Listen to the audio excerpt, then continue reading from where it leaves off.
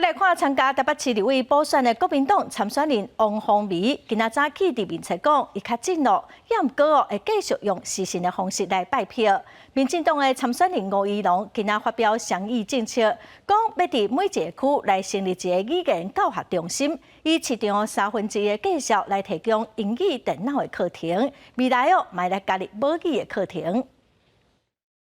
只是喉咙有点肿胀，而且会有咳嗽的状况。医生说，我今天有可能喉咙会破皮。用影片回答媒体的问题，台北市立委补选，国民党参选人王凤薇表示，家己10时暗时出现镜头，新冠肺炎快筛阳性，半暝随急诊通报，而且吃药啊。虽然无法度外出，王凤薇也是无放弃拜票。我会用视讯来做拜票，在我的身体允许的状况之下。我也会来做直播，随时的跟我的选民来做互动。那我们在这边祝福他早日康复。另一边，民进党参选人吴怡农15发表倡议政策，希望一个区成立一个中心，以市场1/3的计数提供各款外国语言加定式语言的教学，嘛希望未来会使提供母语教学的课程。我们是从英语开始，因为现在英语是在国际化，在台湾迈向国际化。我们最需要的一个共同的语言，这只是初期的目标。我们希望扩大到各族群的母语，